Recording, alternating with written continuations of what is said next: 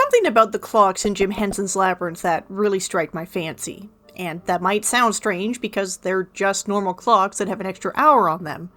But that extra hour instantly transforms a mundane object into a fantastical one, and that transformation is really captivating to me. Hence why I've already made myself a good few of the clocks that appear throughout the film. The subject of today's video is the very first 13-hour clock scene in the film, and I'm particularly excited to show the making of this one, because for a while us fans didn't have a good idea of what this clock looked like. It's only on screen for a few scant seconds, and during those seconds the details are obscured by the lighting and staging of the scene. This clock was such a mystery that I previously told myself I would probably never replicate this one. There just wasn't enough information available for me to feel like I could make a successful replica. But I had a hunch. It's pretty common in filmmaking to find existing items and modify them to fit the needs of the film. So I figured that it was highly likely that this prop started its life as a real antique clock. And if that assumption was correct, there was the potential that I could find the same model of clock, which would solve the mystery of what it looked like. I knew from an initial bit of research that similar clocks were described as French Napoleon III antique clocks. So every so often I'd pop that phrase into eBay and then spend some time trolling through the results to see what I could find. And somehow, luck was on my side, and soon after my search began, I found a listing featuring the same model of antique clock. Unfortunately, there was only one image of it in the listing, and it's admittedly not a great image, as some of the details are still a little obscured and ambiguous. But it was clear enough that I felt like I could finally start making my replica in earnest. I really didn't know how I wanted to make the clock at first, so after recreating the initial design in Adobe Illustrator, I printed it out, then experimented with cardboard to see what felt right. I actually started thinking I could make the final clock out of cardboard and poster paper, using fiberglass resin to harden it. And this kind of worked, but the thick resin filled in a lot of the small details in the design. I tried to fix things by sanding and carving out the resin, which was not getting me the smooth, pristine results I so longed for. Eventually something just clicked in my brain and went, I'm not happy with this. So I dropped this version of the clock, but it wasn't a complete waste of time because this version really helped me form a better plan of attack on how to approach this project. I had successfully stacked layers of cardboard to form the 3D shape of the clock, and I could use that same approach with a different material, namely laser-cut wood, which would not only give me the precision I wanted, but if I used wood, I could stain it and get an authentic wood grain like on the actual clock. So I went back to my initial design and split it across different layers, taking what I learned from the cardboard version to create a version 2. This version had 6 different layers, 3 for the front and 3 for the back. If you notice, I'm missing the layer of glass that was on the original clock. Since I couldn't spot it in screenshots, I had assumed it had been removed to prevent a glare during filming, and as such, didn't include it in my design. But while editing this video, I just noticed that, yeah, that's Jareth's reflection in the glass right there. Whoops. Well, that'll haunt me for forever, but moving on. Now, I do not have a laser cutter, but luckily I was able to commission someone who did. With the laser cutter, we were not only able to cut the pieces, but engrave them as well. It's a little burnt looking, but that's because we used cheap plywood for this. A solid wood would have been better, but obviously more expensive, so plywood is what I went with. As mentioned, I originally designed the clock to use 6 layers of wood, but because the plywood we ended up using was a tiny bit thicker than the cardboard I used for my mock-up, I opted to remove one of the back layers to bring things down to my intended thickness. To begin assembling the clock, I glued the front and back layers of the wood together, weighing things down with some thematically appropriate heavy books while the glue dried. I didn't glue the entire clock together at this point because I need to create a beveled edge on this front piece, and it's going to be easier for me to do that without the back piece in the way. After the glue was dry, I built up that beveled edge using layers of wood filler. I started off using a putty knife here, trying to be all professional-like, and I very quickly gave up and just started using my fingers instead. Once dry, I sanded the wood filler to flatten it out, and I think it turned out pretty okay. With that done, I glued the front and back pieces of the clock together, and this time around I remembered that I inherited some heavy old irons that I could use for weighing things down instead of books. After that glue had dried, I also added a bit more wood filler around the outer edge to try and disguise the plywood layers. And full disclosure, they are still pretty visible on the final clock. In hindsight, I wonder if edge banding would have worked better. It's meant for this kind of thing. I'm just not sure if it would have been able to hug the tight curves of the clock. I've only really ever seen it applied in straight edges or very gentle curves. While all the various glues and wood filler were drying, I had also been chipping away on the ring that encircles the clock face. I needed to round the top edge of my plywood ring, so I did that off-screen with my Dremel and a sanding drum, and used more wood filler to try and even out the roundness. To attach the ring to the clock, I ended up gluing some small pieces of craft sticks onto the back of the ring. These slot very neatly into a slight gap that exists between the clock face and the main clock body. This gap wasn't planned, I had just goofed the measurements for the clock face, but it worked out to my advantage here. Speaking of the clock face, I used my drill to carve out a bit of a recessed area around these two holes. I am not an expert in antique clocks, but I believe the holes on the actual clock are where you would fit the winding keys that would, wind up the clock. I'm not bothering with replicating the compartment that would hold the mechanical components of the clock. Doing so would massively increase the thickness of the clock, and it's just not necessary with how compact modern clock mechanisms are. But I want to give the illusion that these holes have some sort of function, and I think drilling out this space helped with that. For the ring that goes around each of these holes, I just dremeled out the center of a wooden button. And to try and mimic part of the winding mechanism, I'm going to use a small section of hollow styrene rod. There's a few more other components I need to make, but at this point I was really eager to see how the clock would look stained, so that's what I did next. I use Varathane's True Brown for this, applying it as per the directions. Although I say that, and I missed the part in the instructions where I should have been wearing a mask while staining the wood, so do as I say and not as I do. Between the mock-up, the failed fiberglass resin version, and this version of the clock, I had been working on this project for a while, so it felt really reaffirming to see the stain going on. After having to just picture things in my head for so long, I finally got a taste of how the final clock was going to look, and it seemed like it was looking really good.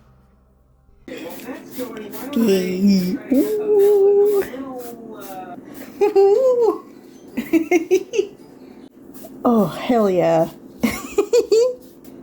Oh, so cool. It's going to be a new entrant for favorite thing I've ever made. Which always ends up being the most recent thing that I've made. But, it's nice to top yourself. Seeing the stain go on really helped motivate me to keep moving forward, and that was only enhanced by adding the gloss spray varnish, which really helped make this pile of cheap plywood and glue feel more like an actual antique clock. When I added this bevel, I actually ended up using two different kinds of the wood filler. And I think that ended up secretly kind of helping me because the two different kinds of wood filler absorbed the stain differently. And I feel like it did help make it look a little more natural. Obviously, it does not, it still doesn't look exactly like actual wood grain, but I do think that it looks better from a distance than it would have had I just used one kind of wood filler. At this point, it was now time to add the mother of pearl mosaic inlay to the engraved areas of the clock. I was looking forward to this step initially, thinking that I just needed to break off pieces and glue them down. This is going to be a nice, easy, repetitive task that I could zone out to for an hour or so, easy peasy. Well, This step ended up taking me over 10 hours to do for the entire clock. I don't know if there's an easier way to go about this step. I had carefully applied a tiny dab of glue to each individual piece because I did not want any visible glue on the final clock. So that definitely added to the time spent on this. It was a little painful. My back hurt. That was probably the worst part, is the back pain. But it was worth it in the end. My phone camera and the crappy lighting of my crafting setup doesn't do it justice. The mother of pearl is just spectacular in person. The iridescence really, really reminds me of Sarah's ball gown, which, makes me happy for obvious reasons. But that's the main clock body pretty much done, so now I need to get into some of the smaller components. Now, the order of everything from here on out isn't quite ideal. I was working on multiple things at multiple times, so I've arranged things in a way that tried to minimize the continuity error in the footage. So we're going to be jumping around quite a bit. Apologies for that. I used some filler primer spray on the clock ring and the little wooden buttons to get them prepped for painting. There's a few other things I'm going to spray paint gold along with the clock ring and the little buttons, like these little star and clover details on the clock. These are presumably made out of brass on the real clock. For mine, I just cut some shapes out on my Cricut with poster paper, and then I decided to use crazy glue to harden them. Now, the fumes coming off of this were not great. I was wearing a respirator mask, but I had to also add a pair of safety goggles to that, because the fumes from the crazy glue were actually starting to sting my eyes.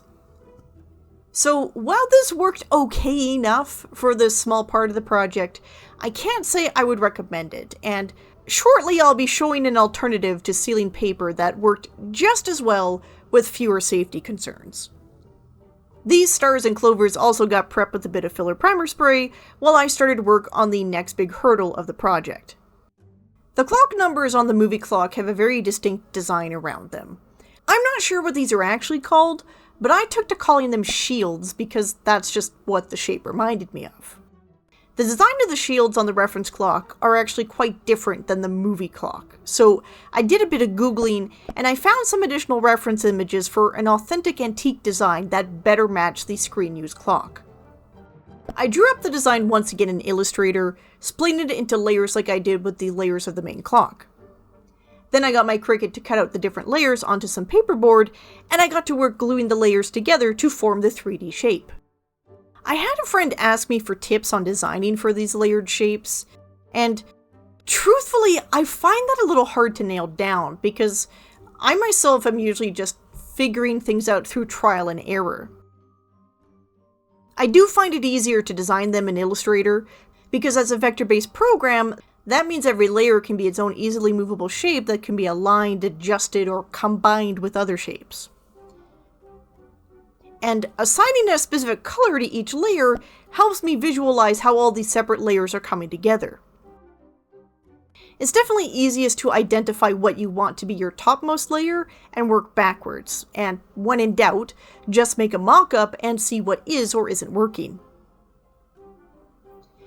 To seal the poster paper, I dunked it in Minwax wood varnish, dabbing off the excess with a sponge.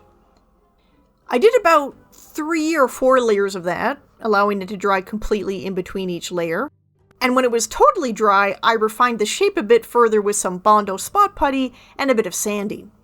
Now, I could have just repeated that process 12 more times, but instead, I decided to make a mold to duplicate the shape with resin. So to start, I sprayed the shield with some Krylon crystal clear sealant, as I had read online that unsealed Bondo spot putty can inhibit the setting of the silicone mold material that I'm going to be using. Then I built a mold using some tape, foam core, part of a plastic cup, and a lot of hot glue. I mixed up some silicone, and I was a bit concerned about it successfully getting into the little narrow cranny of the bow of the shield shape specifically. So I used an old paintbrush, and I just kind of forced some of the silicone into those areas specifically before pouring the rest on. After that mold had set, I mixed up some 2-part quick curing resin and began the process of casting the clock shields. Oh shit, I need the mold.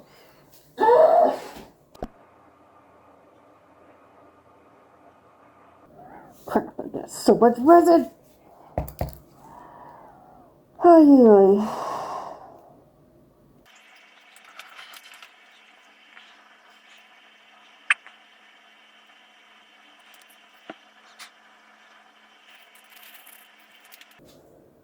Oh. Oh, it happened. I missed it. God. Alright, well, I don't know how exciting that was, considering it's like a white mold with white resin, but... Yay! Oh, come on.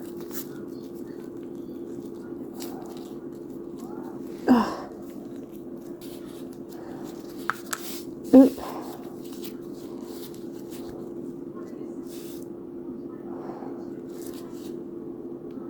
That turned out okay. Some tiny, tiny bubbles, but that's okay. I can live with that. Oy, oy.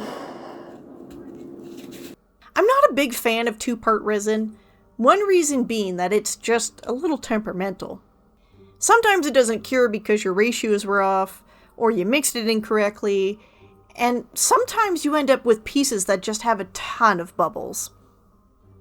I think this is a sign of the resin being too hot, or maybe because I overmixed it, and it seems to have flash cured. Anyways, I picked the 13 best looking shields, and then did some light finessing to them, sanding the backs to flatten them, and then I did a bit of spot putty to fill in any blemishes.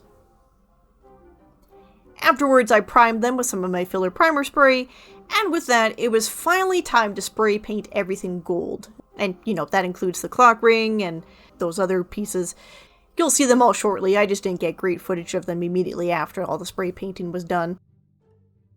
At this point, I took two of the shields and, off-screen, dremeled a curve into them, so that I could glue them to the rings that'll fit around the faux winding mechanisms. I should have just done this before spray painting the shields gold, but I had been procrastinating because I was worried about screwing up with the Dremel. Thankfully, though, everything turned out just fine. With that done, it was time for a bit of fun by mixing acrylic paint to turn the spray can gold into something that better resembles brass. I mixed some brass patina colored paint and slopped it onto all of the gold pieces, wiping the majority off so that it just stayed in the recesses. I actually mixed this paint using an old brass bell for reference. Between this and my irons, this project is making good use of my inherited old-timey home decor. Once that was dried, I went over everything with some gilder's wax to bring back a bit of the shine. I know this seems like an odd choice. After using the acrylic paint to dull the shine, I'm now trying to bring it back. But there's something about the combination of the acrylic paint and the gilder's wax that just better replicates the feel of metal than just the bare gold spray paint does. I know it doesn't look like much of a difference on camera, but trust me, in real life, the effect is way more noticeable. Instead of painting on the white part of the shield, I used my Cricut to make little vinyl stickers that I could apply by hand instead. My Cricut was the surprise MVP in this project, as I also used it to make the clock face. From what I saw in other clocks of this type, the clock face was often made of some kind of porcelain or enamel, and I felt the glossy white vinyl kind of mimicked the vibe of that. And that contrasts nicely with the flat black vinyl that I use for the other details. Applying the vinyl to the wooden clock face was a bit stressful, as I had to line things up pretty carefully to the existing holes. This is exhausting mentally. I know once I'm done this, it'll be all good. It's just, this is, the stressful part. Trying my best not to screw this up.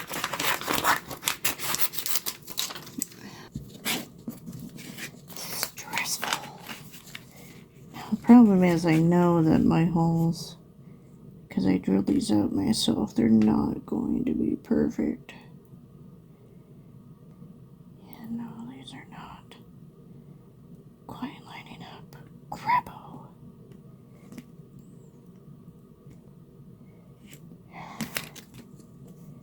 Yeah, it's not quite.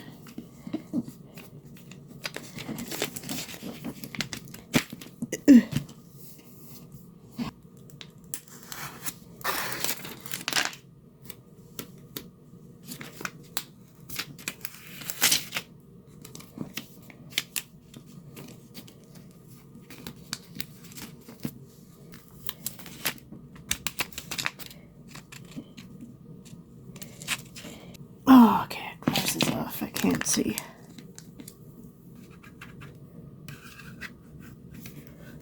I think it's working. Nobody make a sound. Oh god, there's bubbles. Seriously, why is there a bubble there? Please don't. Please don't do this to me. I'm seeing like some little bumps. Oh, infuriating. No, there's more bumps. Why? Oh, there's... Oh, I could see bumps sticking to the back of the vinyl. Oh. Of course.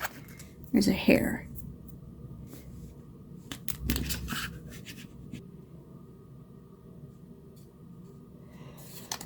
Okay. I mean, I'm not sure how I feel about this one. I'll show you in the light there.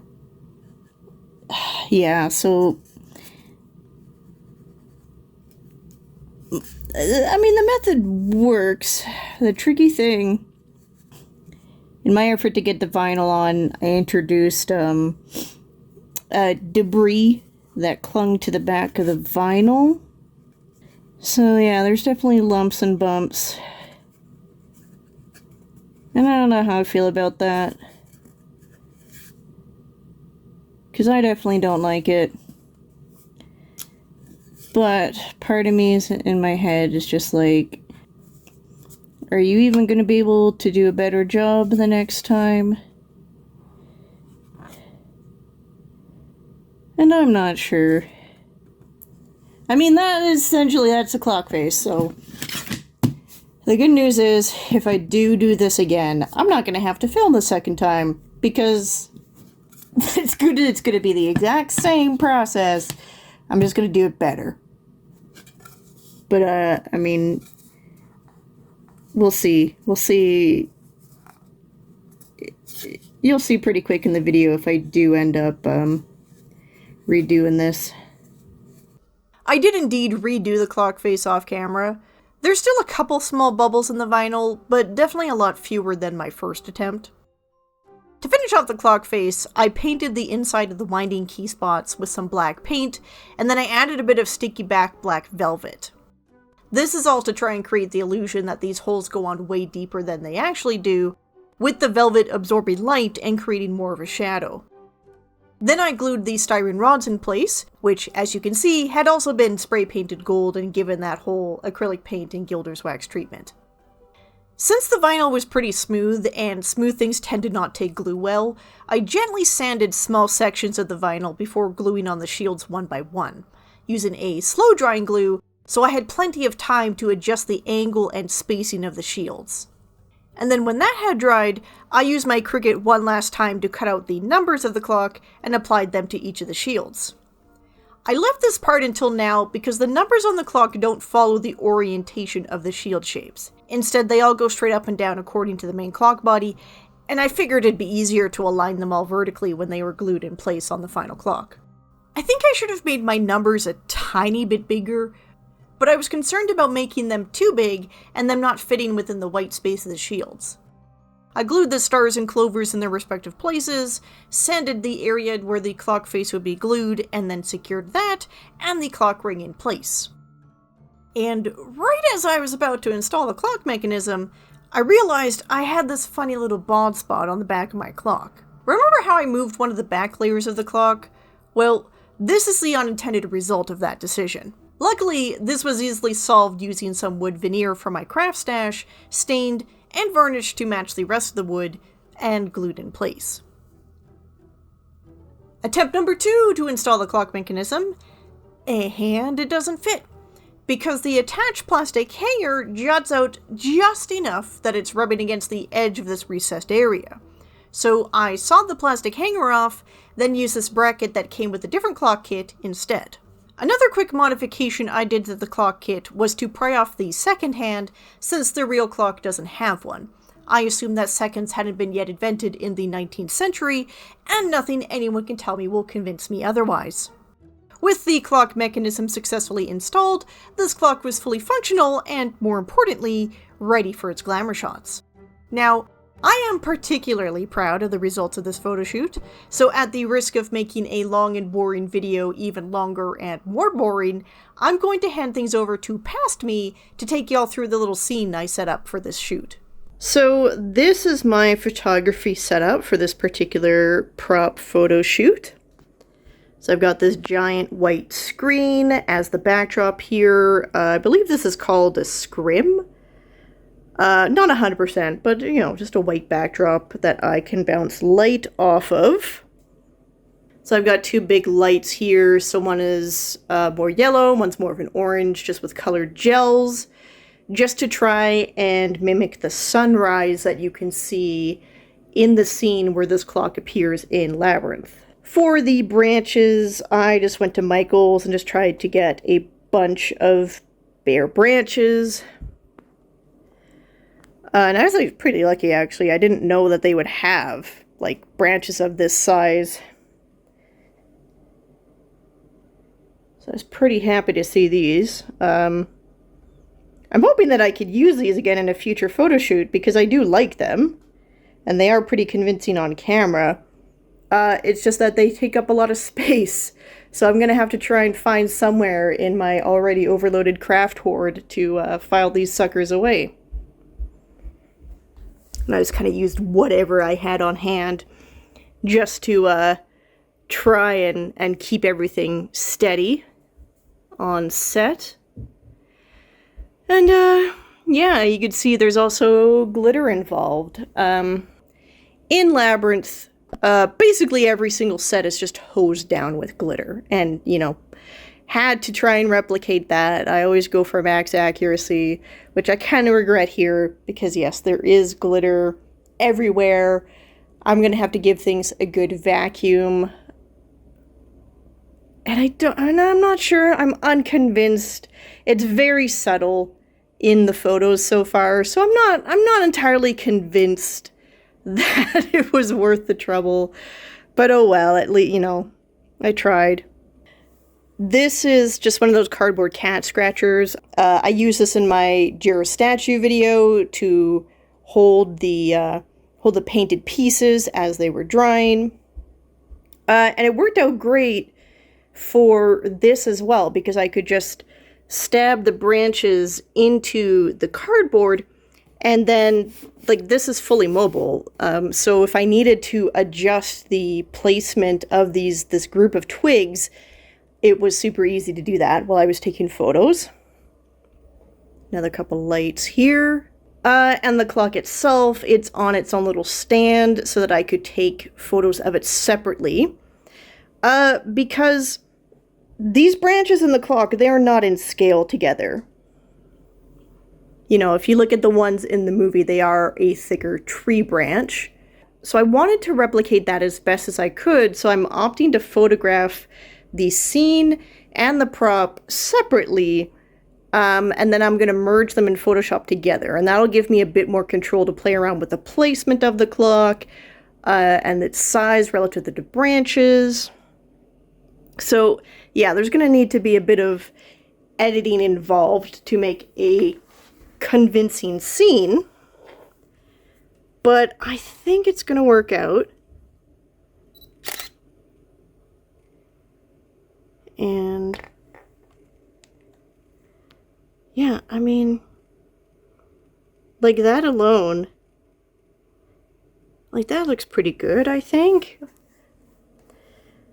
I mean, especially when you look at the scene itself and what it looks like in real life compared to what you see on camera, I think that's pretty impressive.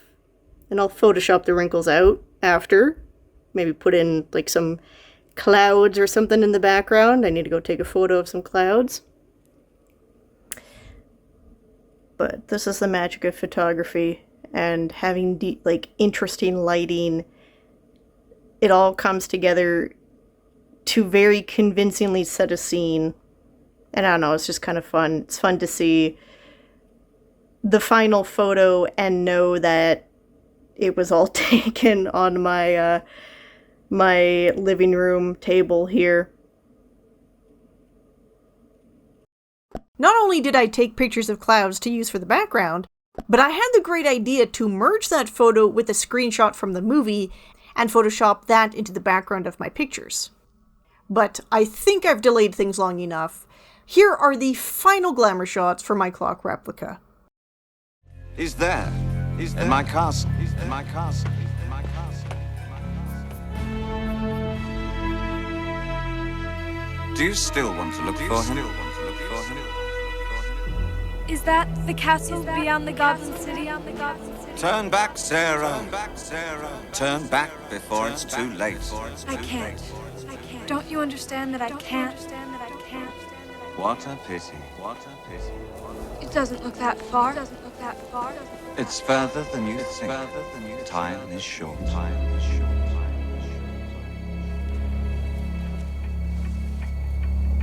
You have 13 hours in which to solve the labyrinth before your baby brother becomes one of us forever. Such a pity.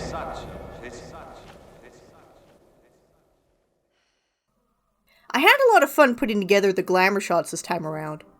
Because of how everything was photographed separately, it made it really easy to do this fun parallax effect. Also, I'll fully admit, I had to do quite a bit of photo editing for these pictures. My lighting setup turned out a little less sunrise, and a little more mustard and ketchup. But I think I was able to successfully wrangle it back with a copious amount of the color balance and hue and saturation adjustment layers in Photoshop. This is probably the most successful photoshoot I've ever done for one of my props. I always attempt to recreate the vibe of Labyrinth with my photoshoots, and I think I really nailed that this time. I've definitely learned a lot over the last few years, and it's really nice to have a project where I get to demonstrate all of these skills and experience that I've gained. It also just feels really cool knowing that the mystery has been solved. Finally, I know what this clock looks like in real life, and as a fun bonus, I now get to see it up on my wall every day. But that's enough about my prop. It's time now for what I've decided to call the Viewer Showcase, where we take a look at the creations viewers like you have made using my tutorials. In my last video, I showed a mini Dynamis that Zia Greya made, sized for an American Girl doll. Zia shared these pictures of her finished custom doll, who, as you can see, is dressed as Sarah. I just thought these photos were really cute and wanted to include them in the video. Erica shared these pictures of a fantastic fiery that she made. In the photos she sent me, she included this picture of her fiery face down, and this one really made me laugh. This looks how I feel after I'm done editing one of my videos, so this is just really relatable to me. Love it. Lastly, take a look at this adorable mini fiery made by AJ Pritchett for Fawnlorn, who both shared pictures and video with me. I'm so impressed because the fiery at its normal size can be a bit of a pain to sew, so I honestly kind of thought it'd be sort of impossible to sew one any smaller, but this proves me wrong. I might have to try making my own mini fiery one day. That's everyone for this video, so I'll start the usual wrap-up. If you use one of my tutorials to make your props, I'd love to see it. Feel free to reach out to me on social media or on my blog.